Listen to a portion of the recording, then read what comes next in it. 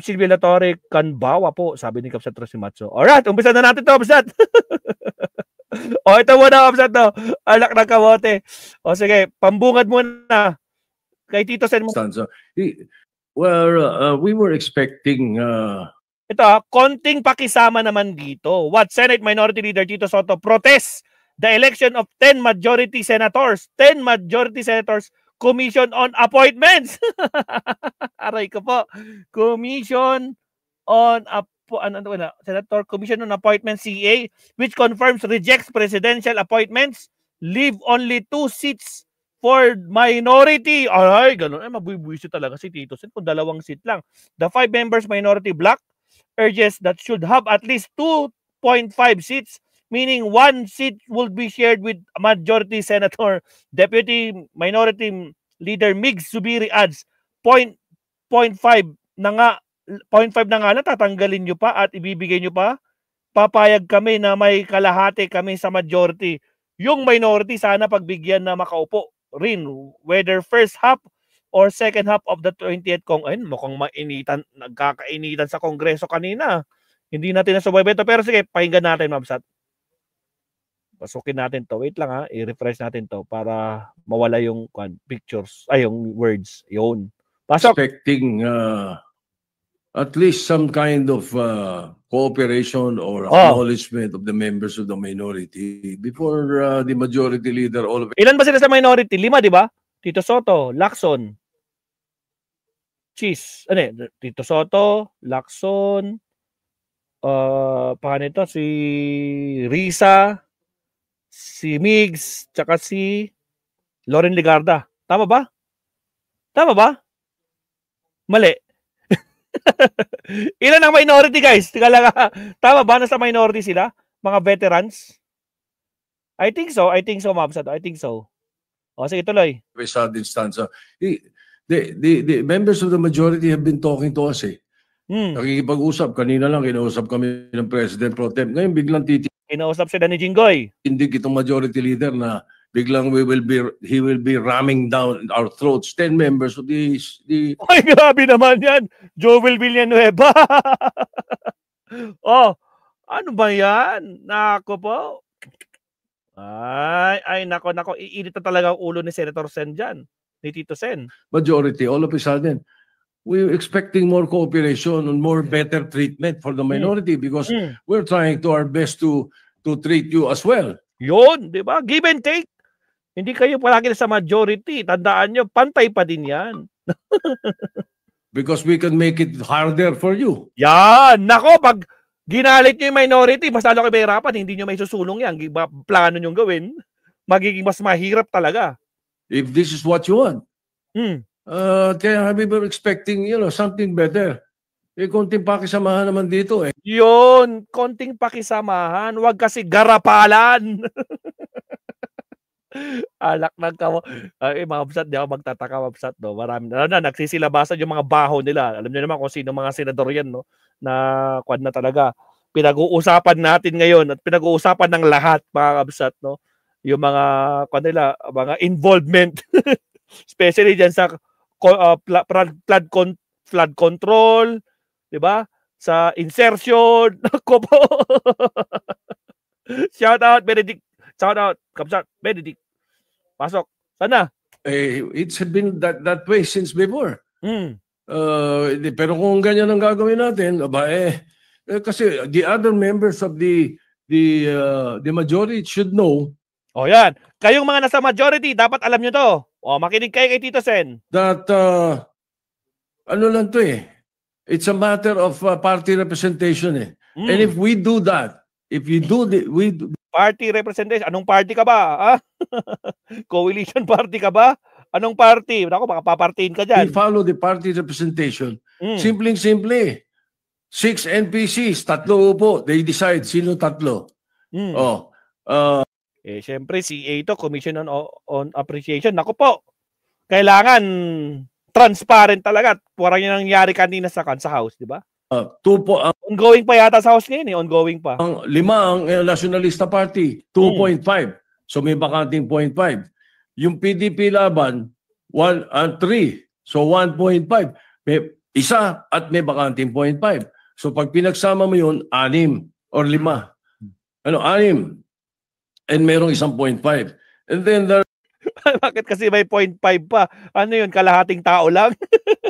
Sige, tuloy. are 10 members who are either single members of the party or are independent. And in that case, 10 of them, 5 of them sits in the CA dapat. Yun. Yun ang dapat formula. Yun ang dapat na formula. Pero anong ginawa ng majority? Ganun lang kasimple dapat sana yung formula, Mr. President. Kung hindi naman, andun yung alternative formula which is majority-minority, okay.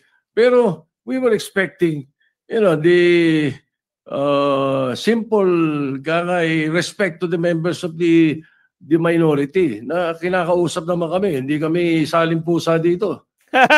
Pare-pares na pa kayo senador dyan. Ano yun? May pabida, pa Jollibee? Putragis. We can make this easy for you and we can make it also difficult for you. We leave it up to you, Mr. President. My objection stands. I don't think we should continue with the election until we have discussed this properly, Mr. President. Mr. President, if I may, Mr. President. Well, we nagkakasagutan. Meron ba to? Sandali nga. Villanueva. Joel versus Soto. Tingnan nga, mayroon na bang sagutan do? Tingnan nga lang. Joel versus Soto, magkasagutan sa Senado. Putragis, kaninong kwento? Kaninong content to? Dali lang ha. Meron nga guys. Meron nga. Deka lang. Uy, makikon tayo dito ha. PH News Watch. Sige, pakinggan natin to. Dali lang, makikon tayo. Wait lang. Bago tayo pumunta sa main topic, mga kapsata, dali lang. Nawi-weirdo na ako dito. Hindi ko nagagalit si Tito Sen, no? Sige, tingnan natin ano sagot. Kaya, solve na solve! Nakikipag-usap. Kanina lang, kinausap kami ng President Pro Tem. Ngayon, biglang titindig itong majority leader na biglang he will be ramming down our throats. 10 members of the majority, all of a sudden. We're expecting more cooperation and more better treatment for the minorities. We're trying to our best to treat you as well because we can make it harder for you. If this is what you want. Simple respect to the members of the minority na kinakausap naman kami. Hindi kami salimpusa dito. Basis of mga kapsat, may nakapanood ba ng hearing ng Senado? Kasi hindi ako nanood ng hearing. Ang pinanood ko, House. Wala sa radar ko to kanina eh. Nagugulat ako sa feeds ko, meron to. Pero ito, sabay-sabay natin panoodin ha. Sabay-sabay. Shoutout sa mga kasama natin mga sa 161 live viewers. Again, huwag kalimutan mag-like and subscribe. Shoutout, Joffred, Furious, sino pa mabagong St. Benedict, sino pa? Sino mabagong pasok dyan? Paramdam na kayo, mabsat. Sana na, shoutout sa inyo. Okay, tuloy natin to. Alright, wala pa tayo sa main topic guys ha. Meron lang tayo sinigit sa Senado. Okay, tuloy. Proportional representation from political parties and party organizations. Alino nun eh. Walang sinasabi itong majority and minority. 23 minutes. If I may, I believe the party organization is the minority and the majority. And I submit again, Mr. President, hindi po ako magmamagaling-galingan or magsasabing eksperto dito. But nais ko, Mr. President, na isubmit itong aking posisyon sa body, Mr. President, at maging sa mga kasama natin dito sa bulwagang ito, Mr. President. Oh! Magsabit sa bulwagan! Appointments. On the part of the majority, Senators Alan Cayetano, De La Rosa, Ejercito Estrada, Bongo, Marcoleta, Marcos, Tulfo, Villanueva, and Villar. So move, Mr. President. Wow! Majority talaga lahat! Ang galing talaga ni Boy. Ni Boy. Ano tawag sa kanya? Boy, ano yun? Boy, ano tawag sa kanya? What is the pleasure of the distinguished minority floor leader? Do you know how many members of the majority that the majority leader is electing into the commission on appointments? The majority leader will please respond. Mr. President, we are electing 10 members of the majority in the commission on appointments, Mr. President. My goodness. May I know why the computation is the majority members of the Wait lang, bilisan nga natin to, bilisan natin para matapos kagad. Wait lang, website. playback, speed timer. Wait. Speed timer, nasan ka na? Dali nga lang, palaking ko muna. No. Speed, not sleep. Sorry, not sleep. Speed, playback. Yan, para mabilis. Okay, pasok. So-called majority are getting 10 members into the commission on appointments. Yes, The Mr. majority President. leader may reply. Mr. President, the computation is based on an 80-20 representation from the majority and the minority. 80% of 12 members would be equal to 9.6 members, which may be rounded out to 10 members. 20% of 12 members would equal to 2.4 members, which is rounded out to 2. If you look at the composition, Mr. President, right now of the Senate, we have 19 members in the majority. Over 24 is 0.79, Mr. President. 5 members of the minority, over 24 is 0.20. And if you multiply, Mr. President, 0.79 times 12 is 9.6, 0.20 times 12 is 2.4 members, Mr. President. May I know the basis of the percentages being mentioned by the majority leader, Mr. President? Because the last word I know is that the Supreme Court has decided that if there is controversy in the composition of the Commission on Appointments, it is very clear that the Senate must follow the party lines and the party representation. Okay. So if this body elects to follow the Supreme Court decision on the articles of impeachment, why can't they follow the decision of the Supreme Court when it comes to the... Oo nga, di ba? Kayong 19. Gustong-gusto yung sundin yung Supreme Court. Kasi utos ng Supreme Court yan. Sundin natin. O ngayon, party ang inasasabi ni Senator Sen na sinabi ng Supreme Court. Bakit ayaw nyo sundin yan, di ba? Anak ng kabote. Ice Rain, salamat, Kamsat.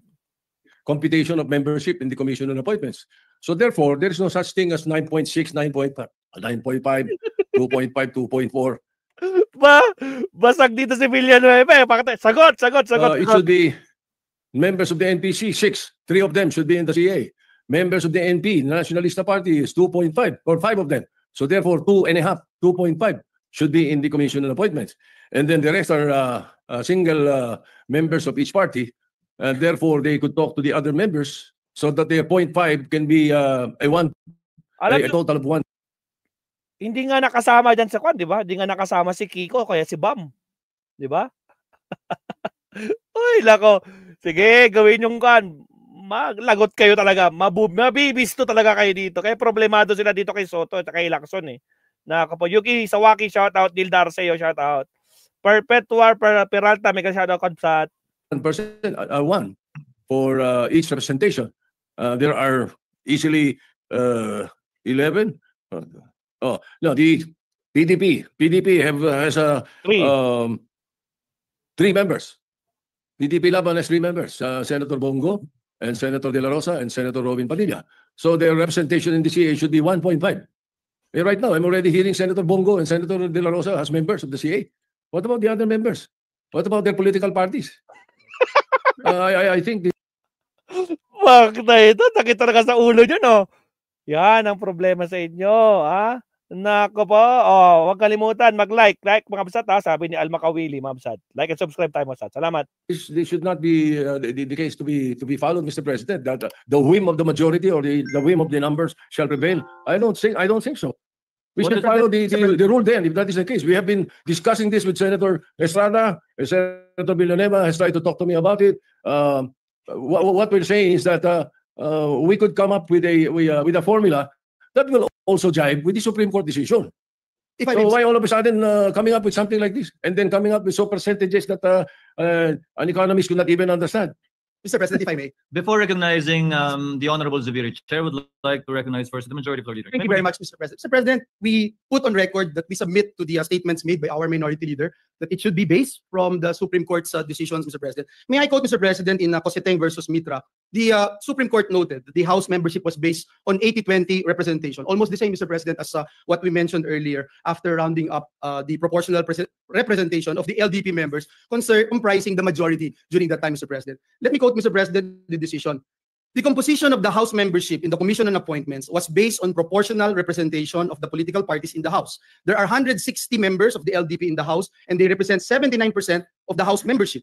80% of 12 members in the Commission on Appointments would equal 9.6 members, which may be rounded out to 10. from the LDP. Mr. President, noting, Mr. President, in the recent congresses, membership in the CA has not been based on representation of political parties, but rather on proportional representation. And in this case, Mr. President, we computed, Mr. President, the members of the majority and the minority bloc in the Senate. Also, Mr. President, let me point out, in the same formula the Supreme Court cited in its decision, Gingona versus Gonzales, the practice of rounding off that has not been consistently followed in the 15th and the 19th Congress. Mr. President, in the same Supreme Court decision, the SC explicitly mentioned, it is also a fact accepted by all such parties that each of them is entitled to a fractional membership on the basis of the rule on proportional representation of each of the political parties or coalition, Mr. President. So, Mr. President, if the question is every senator would have a 0.5 fractional membership, the senator does not actually hold that 0.5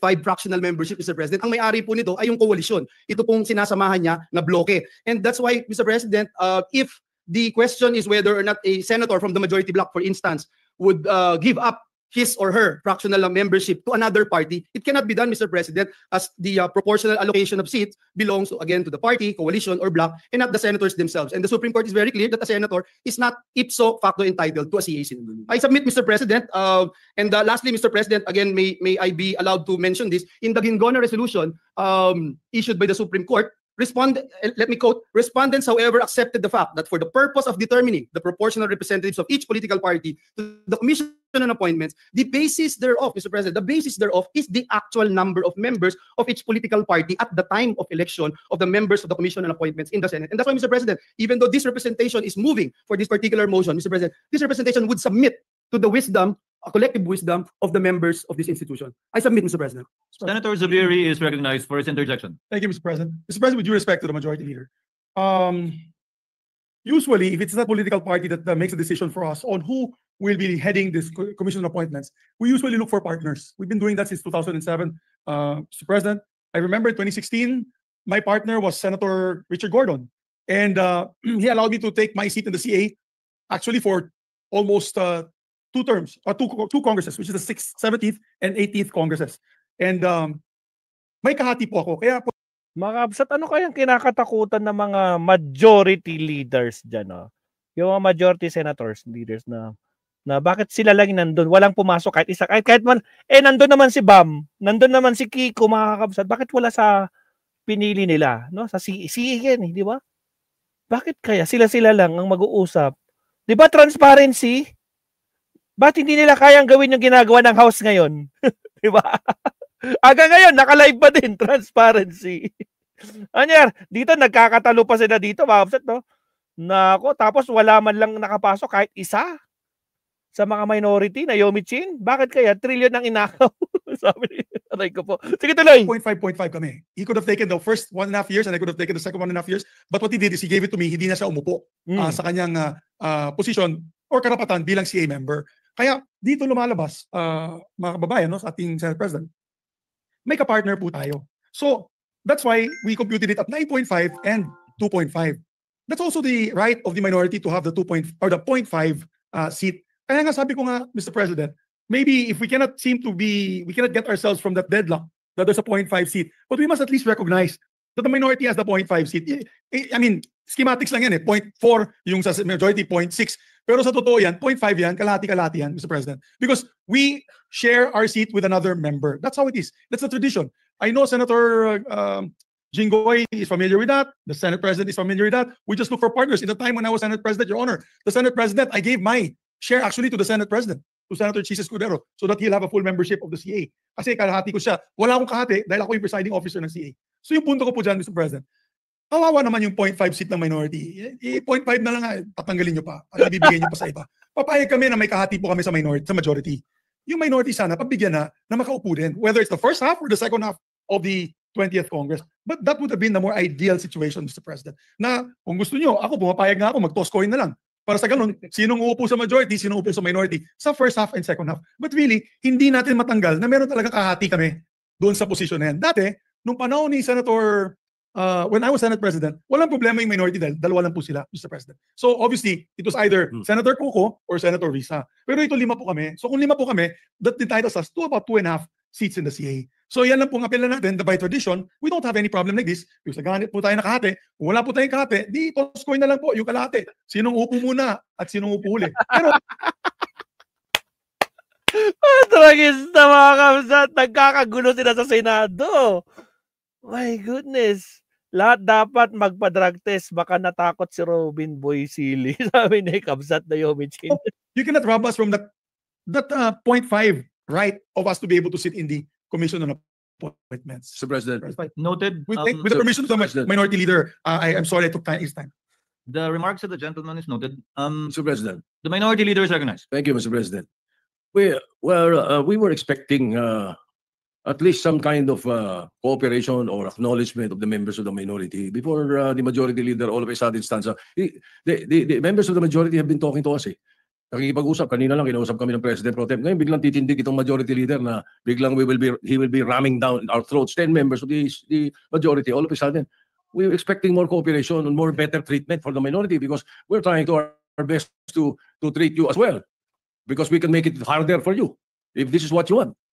Kaya we were expecting, something better. Konting pakisamahan naman dito. It's been that way since before. Pero kung ganyan ang gagawin natin, kasi the other members of the majority should know that ano lang to it's a matter of party representation And if we do that, if we follow the party representation, simple 6 NPCs, 3 upo, they decide sino 3. 2 po 5 ang Nationalista Party, 2.5. So may bakanting 0.5. Yung PDP laban 3. So 1.5. May isa at may bakanting 0.5. So pag pinagsama mo yun, 6 or 5. 6. And merong isang 0.5. And then there are 10 members who are either single members of the party or are independent. And in that case, 10 of them, 5 of them sits in the CA dapat. Yun ang dapat formula. Ganun lang kasimple dapat sana yung formula, Mr. President. Kung hindi naman, andun yung alternative formula which is majority-minority, okay. Pero we were expecting, the simple respect to the members of the minority na kinakausap naman kami. Hindi kami saling pusa dito. Tama. We can make this easy for you and we can make it also difficult for you. We leave it up to you, Mr. President. My objection stands. I don't think we should continue with the election until we have discussed this properly, Mr. President. If I may, Mr. President. Thank you, Mr. President. Mr. President, God is my witness. And we've been talking to the members of the minority. The minority leader even mentioned that we... Praise the Lord! My goodness. With the Holy Spirit ni Bato de la Rosa. Witness daw niya si God, mga kabsat. Okay, we praise the Lord. Brother Joel.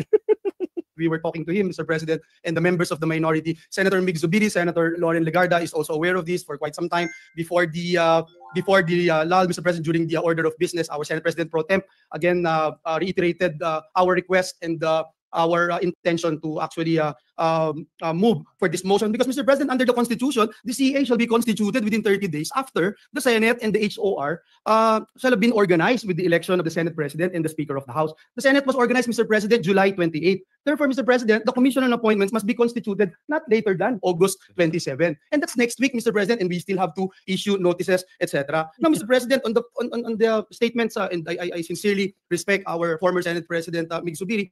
Mr. President, let me just point out, Mr. President, no one's robbing of anything because we're doing this on the basis of the Supreme Court decisions, Mr. President. Mr. President, and if I may again, Mr. President, it is submitted, if the tradition, Mr. President, the concern here now, Mr. President, is can tradition on informal agreements between senators be cited in determining how many members from the majority and the minority blocks will be represented in the CA. Mr. President, again, this representation submits that we stick to the established mathematical formula and the use of Supreme Court decisions as guidance, Mr. President. Kaya po nagbigay sila ng desisyon so that we can be guided accordingly in determining the proportional representation in the CA. In the SC resolution, again, Mr. President, on Gingona versus Gonzales, the court said, no practice or tradition established by a mere tolerance can, without judicial acquiescence, ripen into a doctrine of practical construction of the fundamental law. In the same decision, Mr. President, in the Gingona resolution, it also states, who decides the question of proportionality, Mr. President? Who decides? The power to choose who among them will sit as members of the Commission on Appointments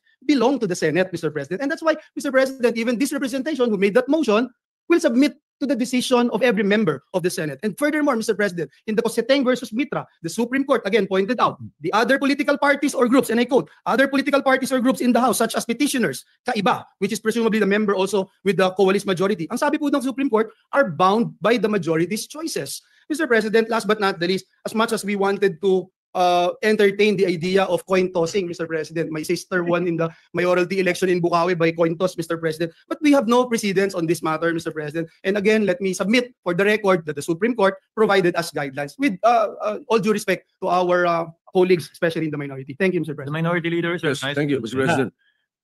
The Gingona versus Gonzales issue should be the prevailing, not the Mitra or Coseteng versus Mitra, as mentioned earlier by the majority leader. The interpretation of Constitution Article 6, Section 1, Section 18 is very clear. Basis of proportional representation from political parties and party organizations. Alino nun eh. Walang sinasabi itong majority and minority. Mr. President, if I may, I believe the party organization. Simple lang naman, pero madragan na ako. Joel Villanueva. Agoy, sige pa. Is the minority and the majority. And I submit again, Mr. President, hindi po ako magmamagaling-galingan or magsasabing eksperto dito. But nais ko, Mr. President, na isubmit itong aking posisyon sa body, Mr. President, at maging sa mga kasama natin dito sa bulwagang ito, Mr. President. Mr. President, di ko pwedeng sabihin yung laman ng Constitution of parties, organizations, meaning majority and minority. That is a very poor interpretation, Mr. President. Very poor. The basis of proportional representation from the political parties and parties or organizations registered under the party list system represented therein. Hindi ko makikita yung majority-minority doon, Mr. President. So I think kung sa mga simple membership ng mga committee, kinukonsulta members ng minority, kinukonsulta bawat members sila, bakit hindi sa napaka-importanting body like the Commission on Appointments? Ba't hindi makakonsulta? The President pro tem was talking to us about it just a few minutes ago. That's the point, Mr. President. Bakit ganito? But then again, that is my appeal. And if it doesn't work, then let's work. Mr. President, I submit, Mr. President. I think we have been debating on this, Mr. President. Again, that is the position of this representation, and we submit it, Mr. President. Before acting on the motion of the majority leader duly objected to by the distinguished minority floor leader, Chair would like to state for the record that neither the majority nor the minority has a monopoly of interpreting what the Supreme Court said in regard to the Supreme Court decision on the composition of the Commission on Appointments. In fact, that is the reason why in no less than 8 occasions, cases were brought before the Supreme Court precisely on the composition of the Commission on Appointments, beginning as early as 1951, the latest being in 2009.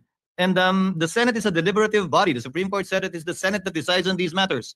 Chair takes exception to the statement that this is being rammed because we debated on it, and when there is a motion duly objected to, our rules state very clearly that we should divide the House by acting on that clear difference in opinion with respect to matters that the Senate needs to act upon, specifically that we should constitute and organize the Commission on Appointments within 30 days after the organization of both the House and the Senate. That date lapsing on August 27, 2025. What is the pleasure of Senator Cayetano? Mr. President, aside from, with the permission of both the majority leader, minority leader, of course, as a former diplomat, I'd rather na mag-usap, and I think nag-uusap ng the last 2 weeks. Unfortunately, I think hindi umuusad yung point na mag-agree. But I was once in the position of the minority leader, and he was the majority leader. So I do understand the duty of Senator Soto not only to stand up here, but to make sure that in the CA, there is more representation for the minority. Oo naman, wag garapalan. Nasa inyo lahat, sa majority lahat dyan, sa CA na yan. kayo na nag-uusap, so wala nang kokontra kasi majority kayo lahat eh, di ba? Wala nang check and balance. O sige, tingnan natin. Mukhang may sasabihin dito si Cayetano. Si Boy 10K guys, may sasabihin. However, this is also unique because both the Senate President and the minority leader are from the NPC, which is not the first time because this happened during the time of the LDP, precisely because we're one of the 3 countries in the world, or 4, that presidential pero multi-party. Usually kasi pag presidential, 2 parties lang, so medyo malinaw yung representation. Having said that, my appeal lang is that kung hindi nga mapag-uusapan, aside from the 30-day, the 2 pending, aside from the diplomats and the military officers, it is the Secretary of Energy and Secretary of DNR. We all know that it's not only DPWH and flood control projects ang nag-cause ng baha. We also know that whether it's reclamations or kulang ng ECC, whether it's mga ilog na tinambakan, DNR yan eh. And we also know that laki ng problema sa kuryente in some parts of the Philippines. So I mean, further delay might benefit us sa pag-uusap, but it will damage, the discussions of this with the secretaries, because the CA is such a powerful tool to get the secretaries on the right track. At kung hindi dapat sila i-confirm, hindi confirm. Kung i-confirm, through our collective efforts, I think itong flooding at saka itong kuryente madidiscuss na maaga. So I just like to empathize with both the majority and minority leader, but emphasize that we have to decide sooner than later. Thank you, Mr. President. Noted and entered into the records. Ayun lang, mga kabsat. Tinapos na. Mukhang mainit-init guys yung labanan sa Senado. O siya, okay na tayo doon. Akalain nyo, may ganong bangayan pala kanina, no, mga kabsat. Ibang klase. O, shoutout ulit sa ating 148 live viewers. Sa mga hindi pa nagla-like dyan, like and subscribe. Ilan na like natin, Naomi? Ilan na ba? Rosimatsu? Alright. Main topic na tayo, guys. Tara na dito sa kakasabay itong si Robin sa hamon ni Soto na mandatory drug test. Tingnan natin, mabsat, pag-usapan natin to. Alright. Putulin ko lang guys ha, para alam ko kung saan ko siya puputulin.